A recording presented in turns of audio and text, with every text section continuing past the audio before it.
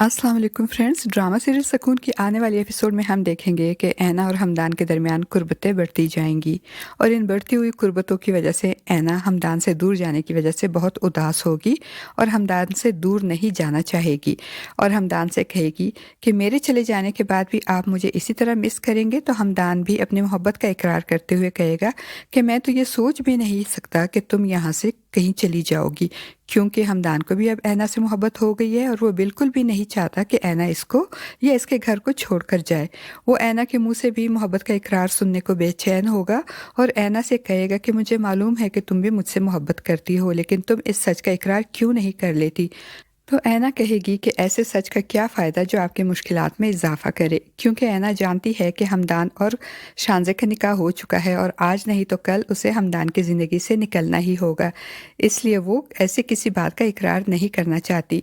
मगर हमदान इसे अपने और इसके निकाह की अहमियत जताते हुए कहेगा कि हमारा निकाह हो चुका है और मैं शौहर हूँ तुम्हारा, इसलिए तुम्हें इस सच का सामना भी करना चाहिए।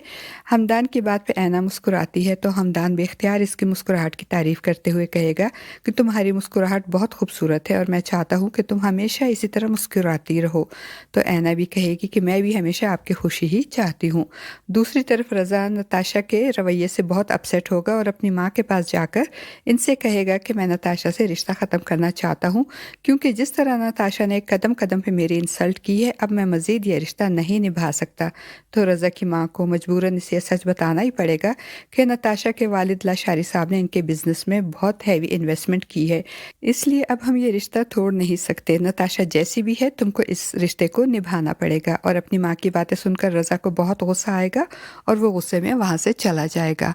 और दूसरी तरफ नताशा रज़ा को अपने सामने झुकाकर और उसकी इंसल्ट करने के बाद इससे हाथ जोड़कर माफ़ी मंगवाकर बहुत खुश होगी।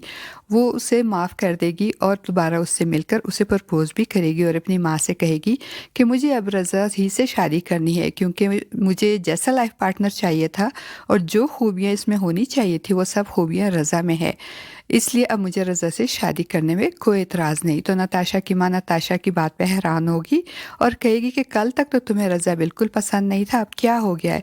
तो नताशा अपनी माँ से कहेगी कि मैंने रज़ा को समझने में गलती की थी, अब आप इसके वालिदैन से हमारी शादी की बात करें, क्योंकि अब तो मैं रज़ा ही से शादी करूंगी। अब देखते हैं फ्रेंड्स कि नताशा और रज़ा के रिश्ते का ये ऊंट किस करवट बैठेगा भी या नहीं। आपका इस बारे में क्या ख्याल है? अपनी राय का इजहार कमेंट बॉक्स में ज़रूर कीजिएगा।